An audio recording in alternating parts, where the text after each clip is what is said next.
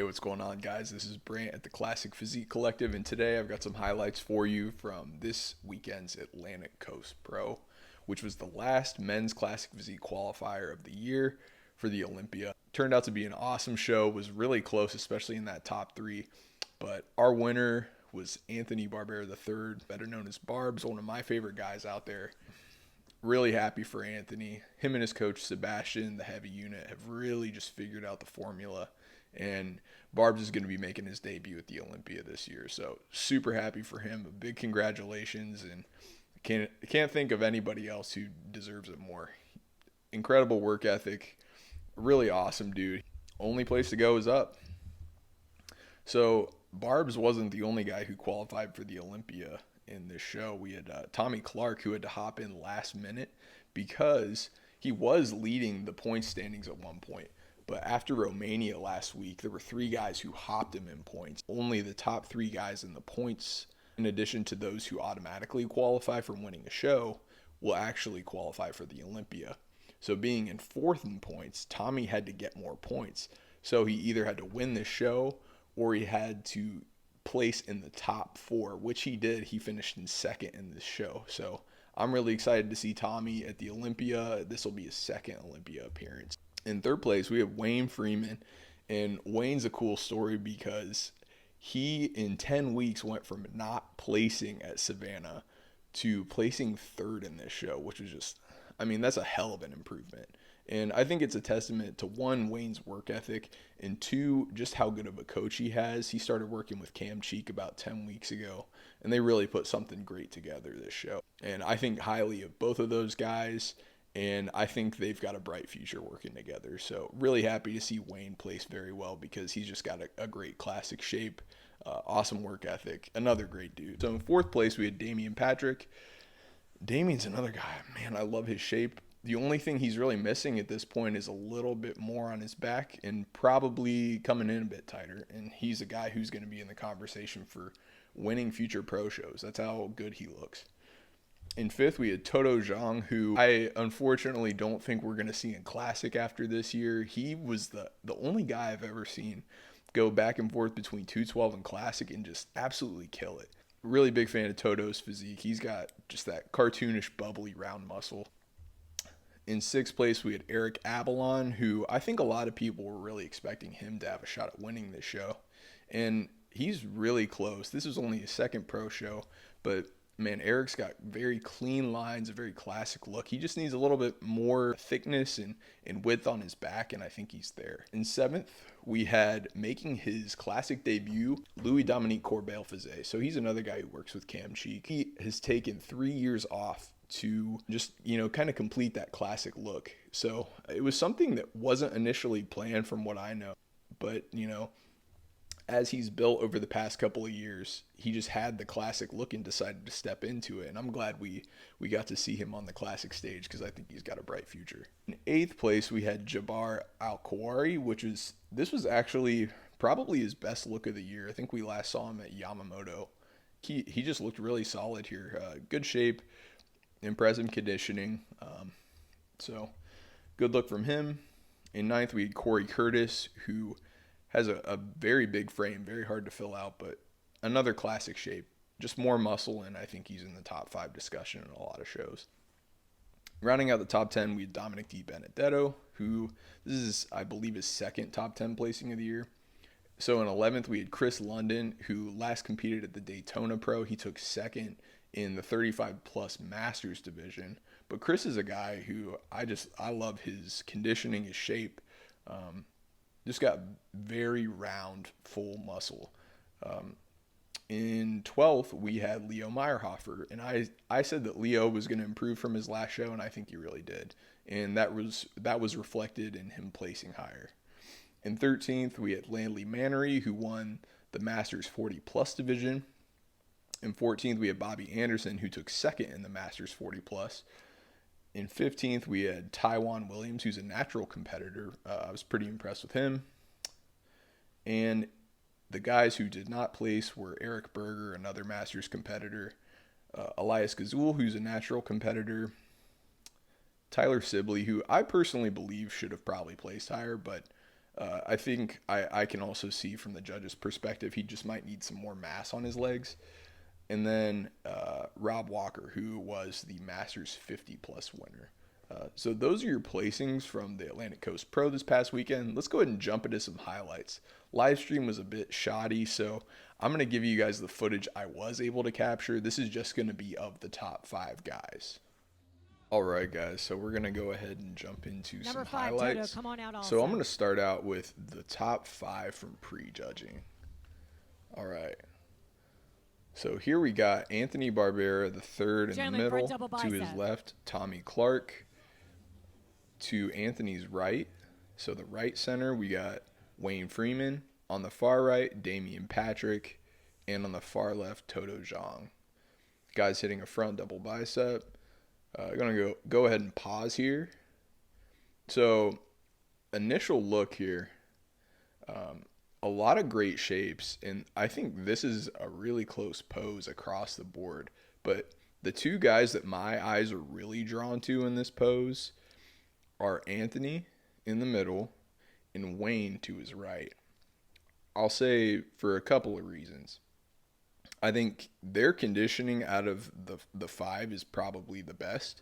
And also just, I love Wayne's shape. The way that his lats tie in with his midsection is just beautiful.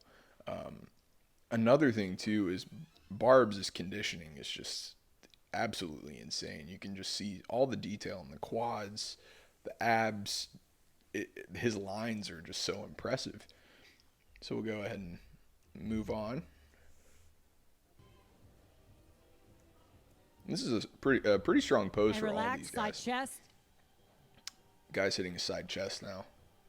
And again, my eyes are drawn towards the two guys in the middle, so Barb's and Wayne. Especially with Wayne's separation between his hamstring. You see that hamstring drop? It's very, very clean. Back double here, I think, is a bit closer, and this is where Tommy makes up some ground. So if we pause here, you notice here that I think Tommy's just got a really great top line, and his top line is probably the best out of all of these guys. So what I mean by top line, that's your entire shelf where you see that bicep peak as well as the anterior deltoid. So ideally what we're looking for in classic physique is those are just perfectly aligned. If you could just draw a straight line across and it all lines up perfectly. That's what's really classic. And then also just having big bicep peaks as well as, a big peak where your anterior delt is. I also think if you were to look at some of the live photos here, I think Tommy's back really stands out too. But again, man, Barb's conditioning is just a notch above everybody else's, I think. Especially because I think something that really goes into this is the cut of your trunks. And you can see here that none of these guys are really showing their glutes with their trunks, but Barb's, who happens to be the guy with the striated glutes, is showing his glutes, and that's only going to help you. So I guess with that said, if you don't have striated glutes, it may not help you to show them necessarily, unless if you just are one of those guys who has like very boxy, clear, distinct separation between your glutes and hamstrings. All right. So moving on here after the back double. And relax. Face forward, guys. Abdominal and thighs. Got the ab and thigh coming up. And this is a pose that I think is actually pretty... I don't see anybody like running away with this pose right here. And relax. I mean, it's pretty even across the board. Pose. Also, the ab and thigh pose isn't really something where people make their money on. Favorite classic pose. Again, I don't see any standouts here. Maybe Tommy. I really like how I think Tommy knows his strength is his top line. Just those delts, those biceps are really just stellar, I think. All right, so Wayne was just moved to the middle. That's one thing I really liked about this judging panel is they took their time in looking at all of these guys. And they're going to hit a front double here.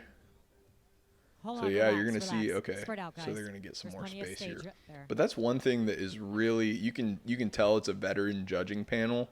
If it's All right, even front slightly five, close, front double they're gonna give bicep. every guy a shot and move everybody around so they can compare everyone.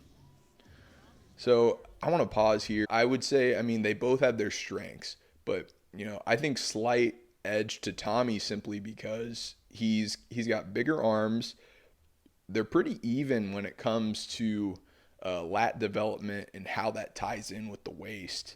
And then also what you're looking for in classic is, I like to call it the hourglass look. So if you were to imagine that the waist is the center line, your lats and your quad sweeps should be, if you were to reflect them over the waistline, it should be about symmetric. That's what you're looking for. So almost like an hourglass type of look, you know what I mean?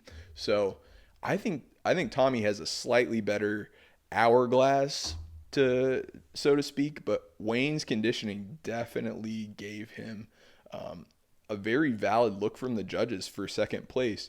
Although Tommy ended up coming up with the second place finish, I do think it was well deserved. But both guys brought a stellar package, and I think they're both tremendous classic physique athletes.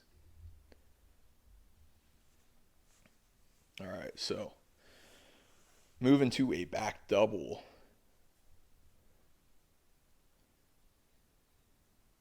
They're going to bump elbows a little bit here. I think they're going to probably give him some more space. Yep.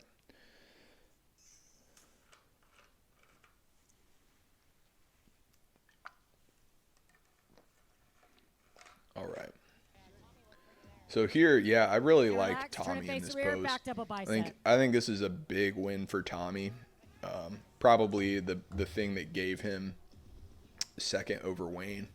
You're going to notice that Wayne, Relax. Spread out, you guys. Please. While he does have very, very solid development up top, I think Tommy looks a bit more developed in the lower body, especially in the hamstrings. And I think the judges saw that and probably had that as a clear reason in their mind why they picked Tommy.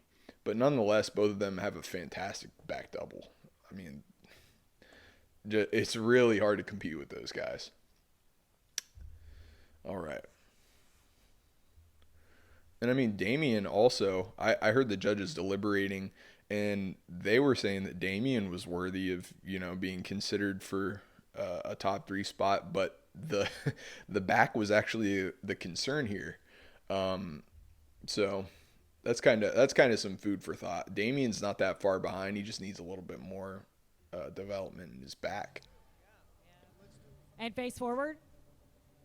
So now we got Tommy moved to the middle. 11 and 5. Which, switch for me. man, I love that. I love that the judges are taking their Tommy time and with Wayne, this. switch for me. Ab and thigh. Thighs, guys. You're gonna see this is a pretty close pose. I don't see any guy running away with this. Prejudging is over, and now we'll go ahead and run through the finals. Sorry, I had to make. So here we're only going to see the top 4 guys. So you got Anthony on the far left, you got Tommy in the middle left, Wayne on the middle right, and Damien on the far right. So front double bicep here, and you're going to notice that I think this pose really tells the whole story. So what this shows right here is it's a tale of 2 things: shape and conditioning. I do think Wayne and Tommy might have a better classic shape, but I think Barb's conditioning is just so damn good that it set him apart. All right, so after the front double, they're going to move into the side chest. And relax, side chest. And I think one thing I really like about this pose for Wayne and Barb's especially is how much they open up. You're getting the width, and you're also getting more pop from the delts too. So I really like Tommy in this pose. I mean, I don't think Damien's really. I don't think he's really lacking that much in the back. I mean, I think he could use more glutes and hamstrings, but up top is not that bad. Then here, ab and thigh. Favorite classic coming up. seeing different poses from everybody.